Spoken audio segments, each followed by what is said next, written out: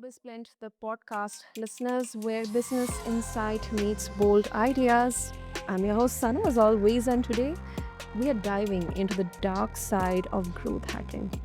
How one rogue software engineer turned social media into his playground. Sounds interesting, right? Listeners, joining us is Tim O'Hearn. He's the author of Framed, a Villain's Perspective on Social Media. Now, Tim built bots that gamed the system, helped clients rake in millions of followers, and exposed the uncomfortable truth behind how influence is manufactured. He has worked in quant trading, built addictive feed systems, and now he's ready to tell it all. So, if you have ever questioned how authentic your favorite influencer is, or what lines are crossed in the pursuit of digital fame, this is the episode for you. So let's quickly get into it. So, Tim, welcome to the show, and I'm so excited to have you here with us. Hi, Sana. Thanks for having me. Okay, I mean this is something so interesting. So let me ask you. I mean, how do you define quote unquote villainy in the context of social media? I mean, we often keep on watching, I personally watch so many YouTube videos behind, how the influencer or influencing game is quite manufactured intentionally. I've watched a lot of documentaries on that, on children influencers, and stuff like that. What do you think is the villainy in the context of social media, and why embrace that label instead of distance yourself from it? It was a conscious choice to brand myself as a villain, which even in 2025, we would consider this to be somewhat of an old-fashioned term. You don't see many book titles where they're talking about villainy in the actual Yeah. definition of the word. We usually have other ways of dealing with it. Social media and big tech in general has this massive gray area between things that are compliant and abiding by the rules, and then things that are highly disruptive, destructive, and potentially illegal. What I establish, during the procedure of my book is that maybe I wasn't as much of a villain as the platforms themselves, or maybe there are other cohorts of villains and bad guys who really have bad intentions for what they're doing on the platform. So for me, I try very hard to define the nuance of what it means to be a rule breaker and to have profited from rule breaking, but also to remain aware of exactly uh, what it means and kind of this push and pull of like, who is the bad guy really? And I think by the end of the book, what many people find is that uh, maybe I was actually one of the good guys. I can make a sense of that. I can make a sense of that. It's like, we often hear stories about vigilante and people who may not be going by the book or by the process or the system, but the greater good or the bigger picture is for a noble intention. So I definitely, that definitely makes sense. Sure, and it's to say, of course I broke the rules and I profited from it, and I have had many accounts banned. But at the end of the day, maybe my slice of it was so small so as to be negligible. Mm. But why do you want to share this with all the people? I mean, don't you think that this is something that should be very much kept up to you, because this is something that makes you stand out from the other maybe competitors in your market? It was a difficult decision to decide to write the book and then publish it when I did. A lot of the motivation here is that what I did happened in the past. So primarily, we're talking 2017, a lot in 2018, some in 2019, and then other attempts to restart the business in the early 20s. So at this point, even though the practices, like the fundamentals, still exist and may even be employed on similar platforms, platforms other than Instagram, the thing is that I'm no longer making money from it, and almost none of my original competitors are still making money from it. So it was a little bit easier to come back, and say, "Hey, I'm no longer it's not money out of my pocket. It's not opportunity, taken away from my friends. This is more so a historical event, a period of time, and it can help us understand where we are today and maybe some of the things that might happen in the future on these same platforms." Yeah, I agree. I agree. That also makes sense. Okay, before we dive deep further into the conversation, Tim, would you like to share a bit about your own journey? Was this something that you got interest into suddenly, or something you were kind of interested into this right from your childhood? Maybe just a bit of glimpse. Yeah, for me, the book ended up becoming somewhat of a memoir because it's a question that comes up a lot. How do villains become villains, or how did Tim O'Hearn end up writing a 150,000 word book about social media despite never working at a big tech company? These are totally valid questions. So for me, what I addressed in the book is that I see my origin story as starting with early exposure to video games. So being born in the 1990s, having, access to the original Xbox, the PlayStation 2, and finding that as an only child, that was oftentimes like my companionship or my main venue for entertainment, when I came home from school, something like that. I Mhm. I tell this story and I push the hypothesis that hasn't really been suggested before, in that once you realize that there's some value in being good at video games, at getting the high score, there's always this temptation to cheat or to be dishonest, at a video game. And really, as I grew up and I realized that, it's not just black and white, but there are gray areas even when it comes to playing video games. I sought out different ways to exploit the rules and break the rules, whether it's a single player game, which is kind of easy to cheat at, or online games, which are much more difficult to cheat at, but the rewards are greater. And so, what I provide as my origin story is that I started cheating at video games such as RuneScape and other like MMO RPG games. So, in the really late, you know, 2008, 2009, and so on. And that led me to become a software engineer. That was one of the main motivating factors of studying computer science and learning how to code, was thinking one day I can take these ideas or emulate these people who claim to be making X amount of dollars per month and maybe do it myself. As things turned out, by the time I really learned how to program, video game cheating wasn't really of interest to me, but I didn't end up applying it to social media sites, and there were a lot of parallels there. Wow. Wow. That's that kind of gives me the feeling of we talk about often the character arc or the backstory, the origin of villain, as you mentioned. It's a flawed character, but there is a pure motivation, and it's just pure, and it cannot be just black or white, as you said. It cannot be just good or bad. It depends on the context. Right. So that's really very interesting, Tim. Very, very interesting. Okay, great. Okay, and also because you built bots that grew followings and revenue. Um, mm, I'm very sure that there would be some clients of yours who would say that this is not ethical. I don't want to go with the bot uh, pathway. So how did your clients justify the ethics or maybe lack thereof behind using them? This was definitely the most morally questionable aspect of the business.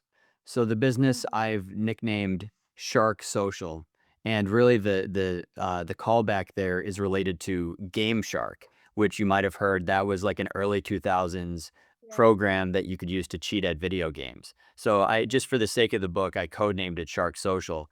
But your question is a really, really important one. What did the customers think about this? And were we deceiving customers in any way? The truth is that we did not openly admit to running bots, even though now it's quite clear if you're paying $30 US per month and you're getting somebody a certain amount of followers, of course there isn't a human tapping on a phone all day. That would be too expensive. Yeah. So sure it was bots, but the vast majority of our customers did not know this.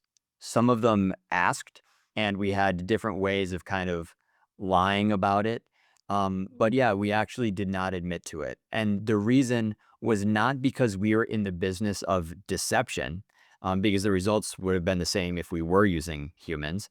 Um, it was because the predecessors, so the services that came before Shark Social, faced more Mhm. scrutiny because they admitted to using automation solutions. So Instagress, which was like the big one, which came in 2017, was Mhm. shut down by Instagram because if you visited their website, it was very, very clear what was going on, that it was just a dashboard from which you could run bots. Mhm. Mhm. During my time period with Shark Social, of which there were dozens of similar services, we were doing the same thing under the hood, but we were not admitting to it, and it was not apparent from our website what was going on. We felt this gave us some protection. Unfortunately, customers were deceived, but the main deception was that we just wanted to get away with it without alerting the platform. Mm. I mean, the general, we all keep on saying, and especially when this is the age when we talk about authenticity. People always talk about, bots and using bots. Um, but uh, do you think that this is ethical or it's not ethical? I mean, if we can, say it objectively, that even the influencers who are having enjoying millions and millions of followers, that too in a very short period of time. I mean, it's assumed that it cannot be organically done. That's what I think. I would love to know your opinion on this. Yeah, that's something that is definitely useful to dive into because there are some distinctions here that could be made as far as the ethics and coming back to like this gray area, right? Like even if you're not breaking the terms of service and if you're not breaking the law, as human beings, we still have social contracts. So we still have this idea of, hey, don't be annoying on the platform, right? So if I connect with you on LinkedIn and then I send you 10 messages that week trying to sell you stuff, you would kind of say, hey, you might be playing by the rules, but you're annoying me and this violates our human relationship. So the bots that I developed logged into our customers' accounts and pretended to be those customers. So it would log in the morning and it would take between 150 and maybe 350 actions during the course of the day. The idea was that a certain amount of those actions would come back, they would be reflected, they would be reciprocated, and that would result in follower growth.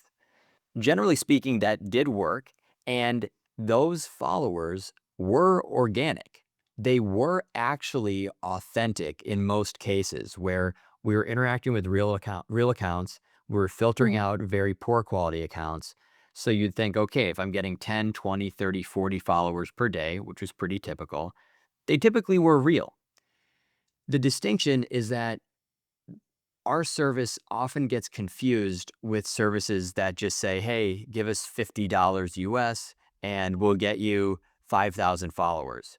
We Yeah. actually never peddled that type of service because along the lines of what you say, I don't consider that to be effective or authentic whatsoever.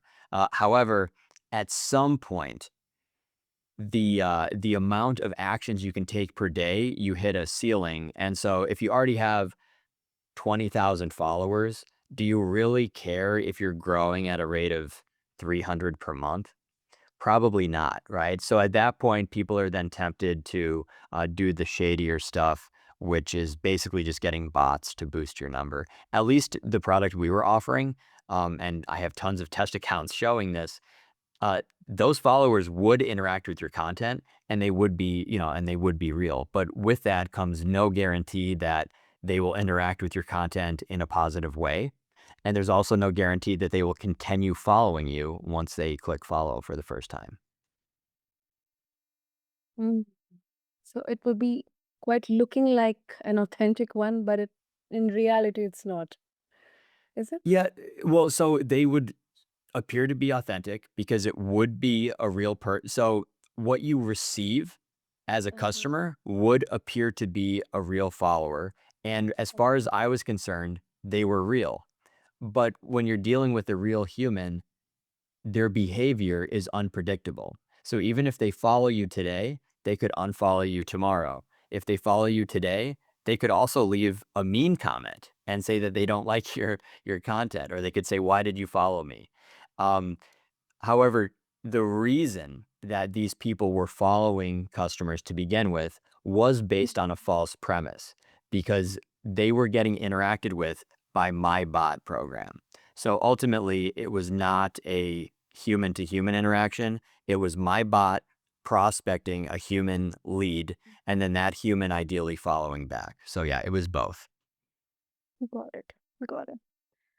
And since you helped also design push notifications, algorithms. Um, and once again, looking back, I mean, do you believe these tools are engineered more for engagement or for addiction? Personally, I would say for addiction because that's how I would see from my perspective, from my lens.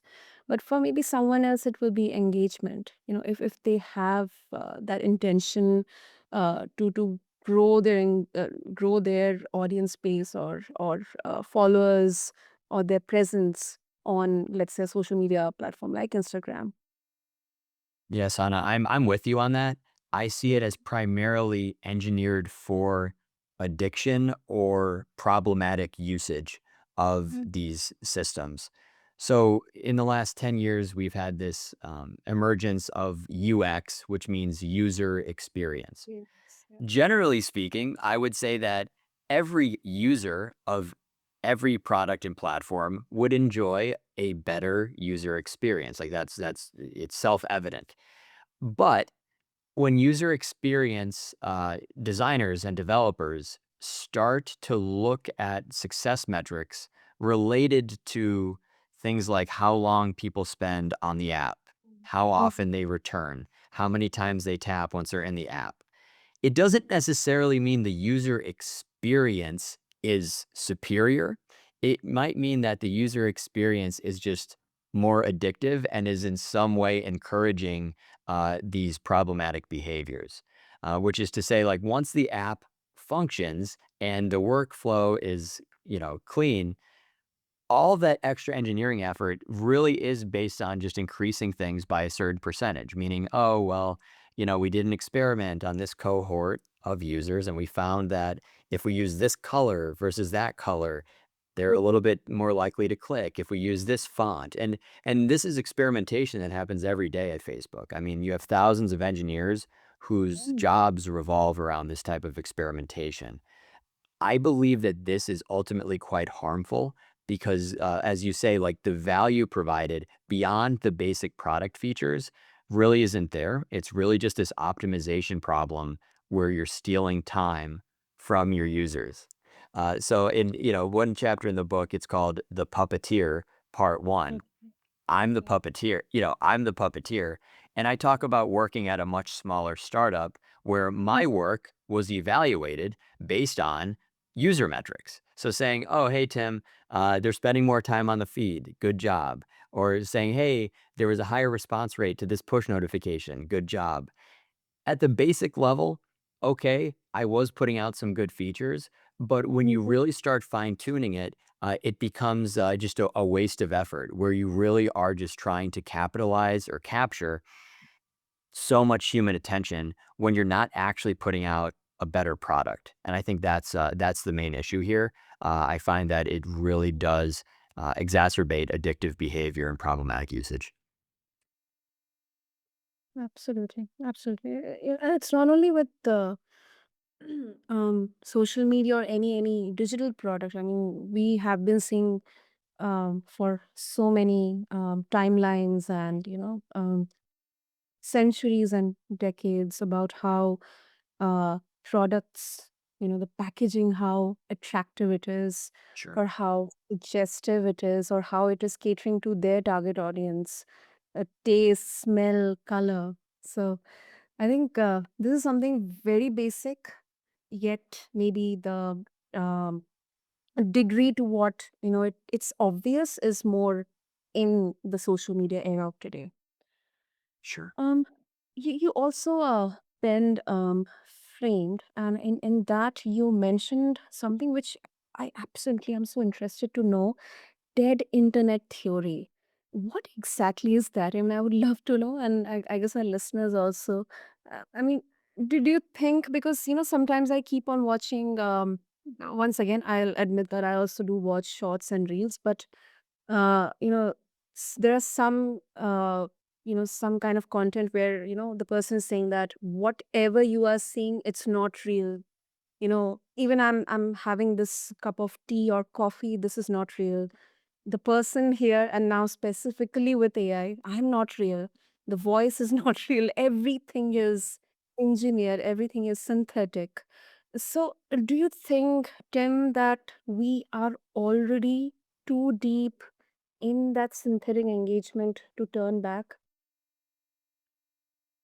This is a fascinating topic where I'm Yeah, I not know. only not only am I getting questioned about it, but we also find that the definition is advancing, and the study of this is advancing as we get deeper into AI, and more people are talking about it and kind of finding themselves in this synthetic state. I know you've had a number of AI experts, or I would say AI practitioners, especially on your podcast, where they've talked about different ways that they use AI to improve their workflows and to make money and so on and so forth. Yeah. Really, what's happened with the dead internet theory is that it was proposed before generative AI really took off. So the issue at that time was saying, hey, you remember what the internet once was? And people would say, yeah. And they're like, hey, did you notice like it's been a while since like you made a new online friend? Or like, you think the government might be pushing certain messaging using all of this, type of fake content. So at the time, people are saying, well, sure, things have changed. It's gotten a lot worse, and we have a lot of like weird bot issues on a lot of social media and content sites. We have a lot of recycling of content on Reddit, especially.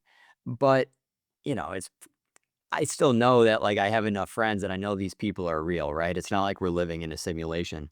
What Yeah. happened with generative AI and why it kind of supercharged this theory is that it became much easier to create content, and to create content in a way that no human has to have a hand in creating it. So, especially written content on Reddit, it's now like you have no idea what's real. AI image generation, even in the last year, has become much more advanced. Obviously, AI code generation, and then even AI videos as well.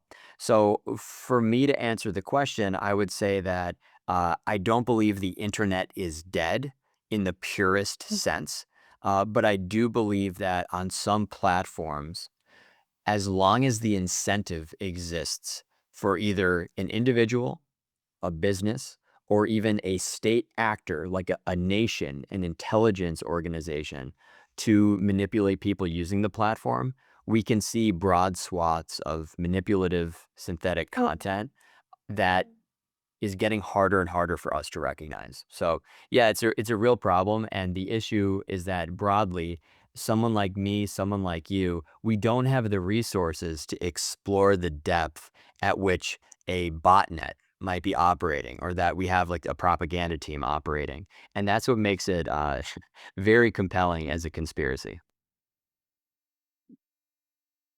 Absolutely, absolutely. It reminds me of the movie The Truman Show.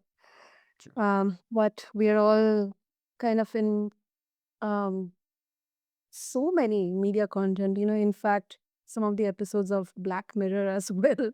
Right. So it's really wild, and it's really a very popular conspiracy theory. Um, but even if we try to take it from a factual perspective, I mean, as you mentioned, that a few years back, internet, or maybe let's just look at Facebook. I mean, it was all about connecting with your friends who were not physically in touch with you, your school friends.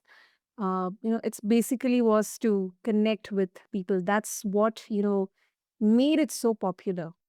But now it has been on a completely different uh, you know pathway. I cannot find a better word, but that is really wild. It's really wild. And as a podcaster, in fact, I also often wonder, who is listening to me, whether it's just users, any person, right, maybe now a few countries away from India, or Sure. just, bots or algorithm ghosts. Right. Great. So, before we wrap up, Tim, you have written a best-selling expose. So, um, do you feel that you are kind of um, truly exposing, or maybe just it kind of be could be a very different kind of question, but you are just capitalizing the chaos that you helped create. I mean, this could be from a listener perspective.